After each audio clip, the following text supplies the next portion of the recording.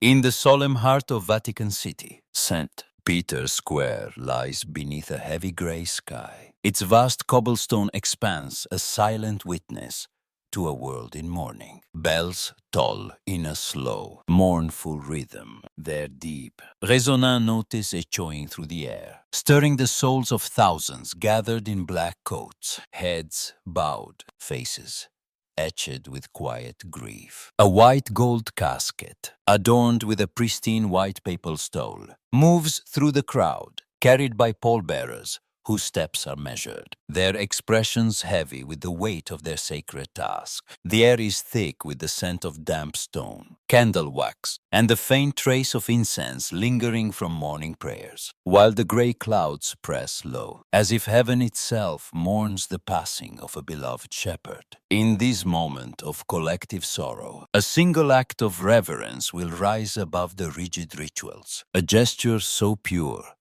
it will touch hearts across the globe, reminding us all what honor truly means. As the bells toll their solemn song, one question lingers. What does it mean to honor a legacy when the heart calls louder than protocol? The Swiss Guard stand in disciplined rows along the procession's path, their scarlet, navy, and gold uniforms a vibrant contrast to the somber square, their halberds held upright, gleaming faintly under the diffused light. Their faces, framed by steel helmets, are stoic, their eyes fixed forward, embodying centuries of unwavering duty. Among them, near the front, stands Privat Matteo Ricci, a young guard of 24, his dark eyes deep with reverence, his jaw set with a quiet resolve that speaks of a devotion beyond mere obligation. His lean frame, honed by months of rigorous training in the Vatican's barracks, stands steady, but his chest rises with a slow, deliberate breath, betraying the emotion beneath his disciplined exterior. His hands, gloved in white, grip the halberd with a firmness that anchors him. Yet a faint tremor betrays the weight of this moment. A flashback transports us to a cold morning in Buenos Aires, where a young Matteo, barely 8, shivers on the steps of a modest church, his thin coat no match for the biting winter wind.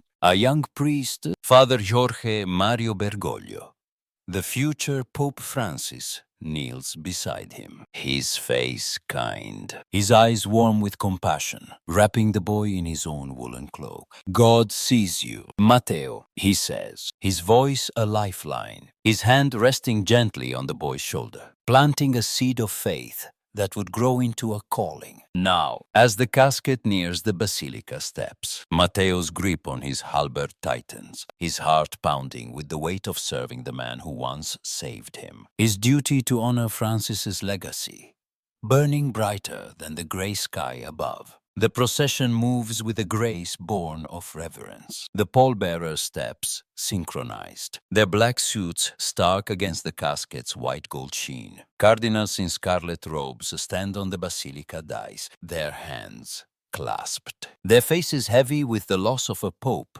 whose humility reshaped the church. Pilgrims line the square, their rosaries clutched tightly, their prayers a soft murmur that weaves through the tolling bells, a chorus of devotion for a man who walked among the poor. Photographers weave through the crowd, their cameras capturing the moment for history, while families, priests, and tourists stand shoulder to shoulder, their faces a tapestry of sorrow and faith. An elderly woman in a black veil weeps silently, her fingers tracing the beads of her rosary. A young boy, perched on his father's shoulders, watches wide-eyed, clutching a small cross. A nun in a gray habit bows her head, her lips moving in prayer. Matteo, positioned near the basilica steps, feels the weight of their collective grief, his dark eyes fixed on the casket. The white papal stole a symbol of Francis's purity, his service, his love. The gray sky casts a soft, muted light, the cobblestones slick with mist, the air heavy with the promise of rain. As the bell's toll becomes a heartbeat for the mourning city, the conflict erupts without warning, a sudden gust of wind sweeping through the square, sharp and unyielding, stirring the crowd's coats and sending a chill through the air. The white papal stole, delicate and sacred, lifts from the casket, caught in the breeze like a ghost, fluttering briefly before landing on the second marble step of the basilica, its edges curling in the damp air, exposed and out of place. A collective gasp rises from the crowd, a sound of shock that ripples across the square. Eyes widen, mouths fall open, hands clutch at coats in dismay. The pallbearers freeze, their faces tense, their hands tightening on the casket's handles, unsure how to proceed without disrupting the sacred ritual. The Swiss Guard remain rigid, their training demanding absolute stillness, their halberds a forest of steel in the gray light. But Matteo's eyes flicker with instinct, a subtle tremor in his gloved hand betraying his inner struggle. His jaw tightening as he battles the weight of protocol against the call to honor the Pope he loved. On the dais, Cardinal Antonio Moretti stiffens, his stern face a mask of disapproval, his scarlet robes fluttering in the wind, his hands clenching as he senses a breach in the ceremony. Commander Lorenzo Bianche, watching from the sidelines, narrows his eyes, his navy cape billowing as his hand hovers over his radio, his expression a mix of suspicion and reproach, ready to enforce the rigid discipline of the guard. The tension escalates as Matteo, driven by a devotion deeper than protocol, makes a choice that will echo far beyond the square. He breaks formation, his boots echoing on the marble steps, a sound that cuts through the crowd's murmurs like a thunderclap,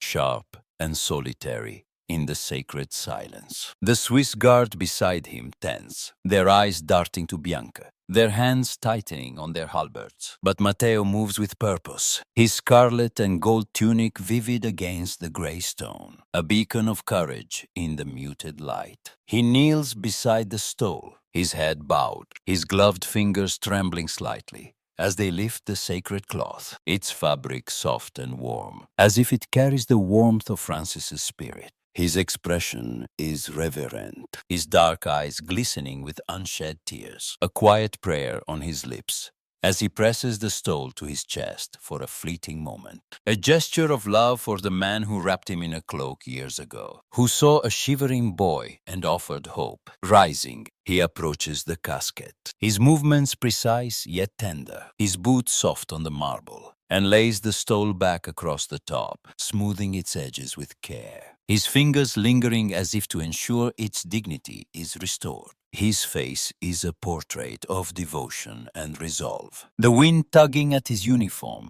but unable to shake his purpose, his heart a flame that burns, brighter than the gray sky. The crowd watches in stunned silence, their faces transformed by the weight of his act. A bishop on the dais, his white mitre gleaming, wipes a tear, his stern expression softening into one of quiet awe, his hands trembling as he clutches his crozier. A photographer, her camera poised, lowers it, her eyes wide with reverence, her breath catching, as she witnesses a moment too sacred to capture. A young girl, clutching her mother's hand, whispers, "He's so brave," her voice carrying across the square, a spark that ignites murmurs of admiration. An elderly man in a worn coat, his face weathered by years of pilgrimage, nods, his hands clasped in prayer, his lips moving in thanks. The pallbearers, their faces still tense, resume their ascent, the casket now restored, the stole secure, but all eyes remain on Matteo, a young guard who dared to act when others stood still. The gray light softens, the bells tolling gently, as if in approval, the square holding its breath for what comes next. Commander Bianche strides forward,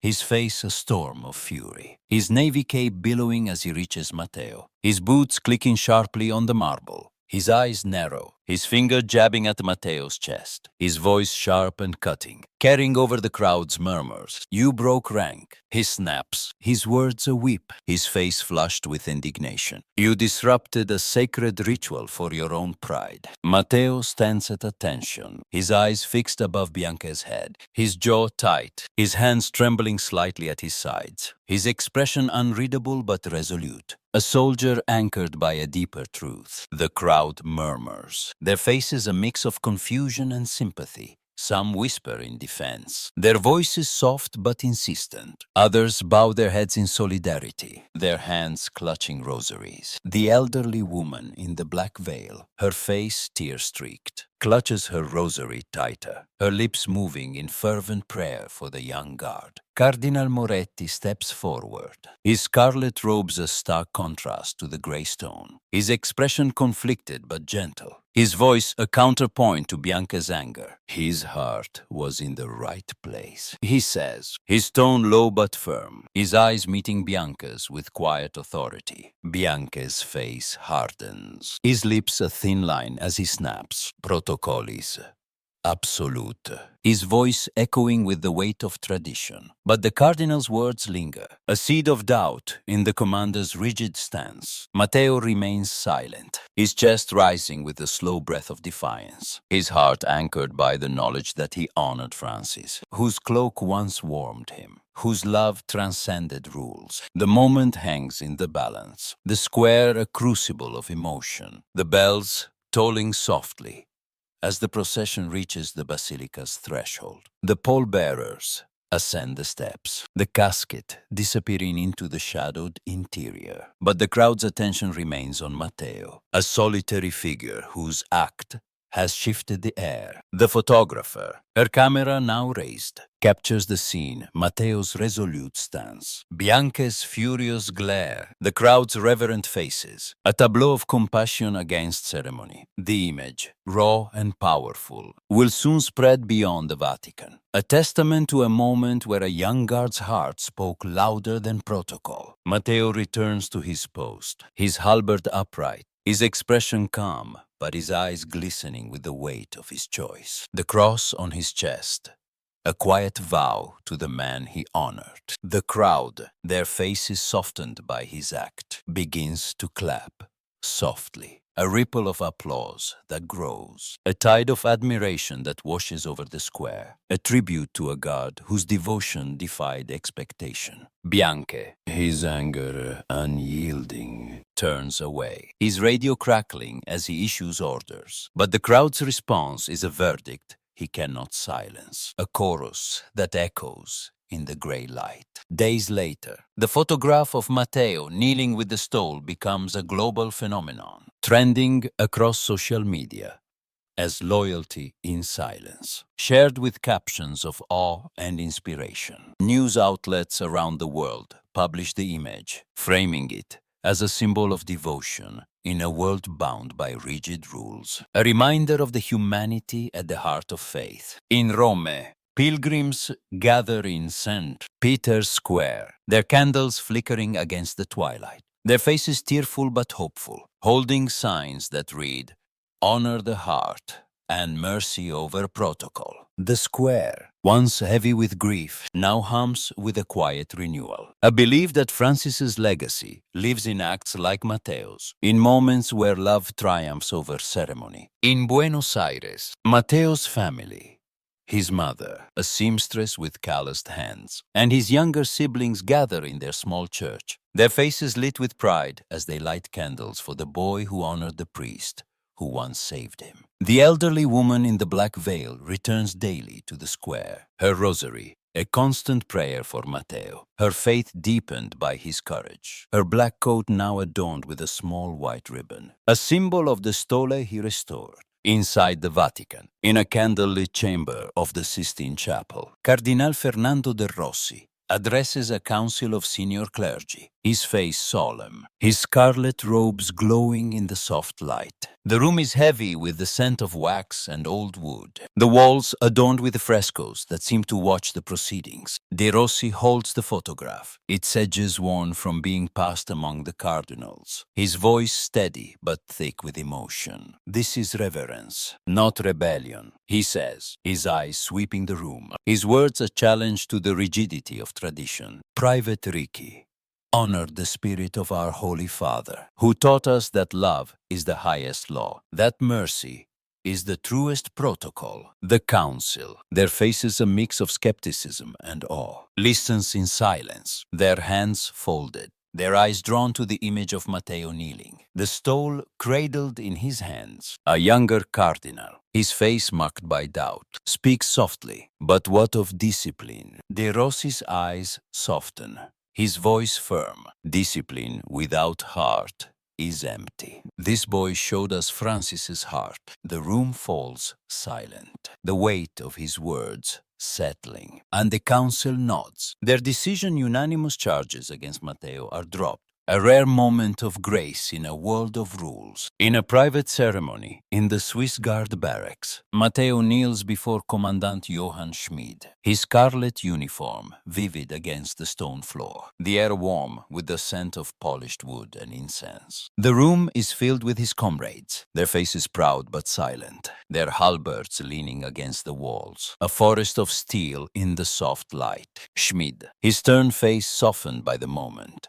pins a small silver cross to Matteo's chest, the cross of silent mercy, a newly created honor for acts of profound devotion that transcend protocol. The cross gleams faintly, its weight a reminder of the choice Matteo made, the stole he restored, the legacy he honored. Matteo's expression is humble, his dark eyes glistening with gratitude, a faint smile touching his lips as he rises, his hand brushing the cross, a symbol of the vow he carries. Schmidt's voice is gruff but warm, his eyes meeting Matteo's with a rare warmth. You carried his heart. Ricky, he says, his hand resting briefly on Matteo's shoulder. Keep carrying it. For him, for us all. Matteo nods, his throat tight, the memory of Francis's cloak around his shoulders, a warmth that lingers, a promise he will never break. The aftermath unfolds in the Vatican's sacred spaces, where grief and renewal intertwine like threads in a tapestry. St. Peter's Square, now bathed in the golden light of a new dawn, welcomes pilgrims who leave flowers at the basilica steps, their prayers a chorus of hope and remembrance. A bronze plaque is unveiled near the second step, its inscription simple but profound. For our honor beyond ceremony, it marks the spot where Matteo knelt, a quiet tribute to a moment that changed the world's view of duty, a beacon for those who pass by. The photographer, now a regular in the square, shares her story with colleagues, her voice filled with awe for the young god whose act she captured, her camera now a tool for capturing moments of grace. The young girl who watched Matteo, now back in her village in Tuscany, tells her friends of the brave guard, her small cross a reminder of his courage, her dreams filled with the hope of one day serving as he did. Matteo, unchanged by the global attention, continues his duties, his scarlet uniform a familiar sight in the Vatican's corridors, his halberd a steady companion. His comrades, once reserved, now greet him with quiet nods, their respect unspoken but profound, their shared glances a recognition of his heart. In the barracks, he shares stories of Francis with younger recruits, his voice soft but steady, his dark eyes bright with the memory of the Pope's kindness, his words weaving a tapestry of love and service. He writes in a small journal, its pages filling with reflections on duty, compassion, and the moment that defined him. Francis taught me to see, he writes, his script careful, and in that moment, I saw him in the stole, calling me to act, to love, to honor. The cross on his chest, small but heavy, is a constant reminder of his vow to serve with the heart, to honor the man whose cloak once warmed him, whose legacy now guides every step he takes. The Vatican moves forward, its rituals unbroken, its heart steady, a living testament to the faith it upholds. A new pope will be chosen, new challenges will arise. But Francis's spirit lingers in the acts of those he touched, in the quiet corners where love prevails. Matteo, now a keeper of his legacy, finds purpose in the small moments, guiding a lost pilgrim through the square, comforting a grieving child with a kind word, standing guard with a heart open to mercy. One evening, he encounters an elderly priest in the Vatican gardens, his face lined with years of service, his eyes bright with recognition. "You're the boy with the stole," the priest says, his voice warm, his hand resting on Matteo's arm. Francis would have smiled. Matteo nods, his throat tight, the cross on his chest, a quiet affirmation. The memory of Francis's cloak, a warmth that never fades. The square, with its cobblestones, towering obelisk, and golden basilica, remains a place of pilgrimage. Its story, enriched by a God who dared to kneel when protocol demanded he stand. The world, with its noise and haste, may move on, but Matteo's act endures, a beacon of compassion in a sea of ceremony, a reminder that honor is not in the rules we follow, but in the love we embody, the mercy we extend. The bells of St. Peter stole softly their notes, a prayer for a world that remembers. A world that chooses heart over habit. A world that sees the sacred in the simple act of a young God who knelt for love. The story of Matteo Ricci is a testament to the power of compassion. A reminder that the greatest acts of honor often defy expectation. Their impact felt in the quiet moments when the heart speaks loudest. When love rises above ritual. It is a story of a young God who, in a moment of mourning, chose mercy over protocol, whose reverence for a pope's legacy touched the world, whose courage reminded us that faith is not in the ceremony, but in the heart that dares to act. It challenges us to consider the rules we follow, the duties we uphold, the moments when we choose to listen to the call of compassion, even at a cost. Matteo, with his quiet resolve, reminds us that compassion triumphs where protocol falters, that honor is not in the stillness of tradition, but in the movement of a heart that kneels for love. What does mercy mean to you? Have you ever faced a moment where your heart urged you to act against the rules, where compassion demanded more than duty allowed? Did you follow that call or hold back? And what did it teach you? Share your story in the comments below. Tell us about the choices that defined your honor, the quiet acts that shaped your soul, the lessons that linger in your heart like a candle in the dark. If you're moved by stories like Matteo's stories of reverence, courage, and the triumph of mercy over rigidity, hit that like button, subscribe, and ring the bell. Join us for more tales that inspire, that challenge, that remind us of the strength within us all, every single day. Hey,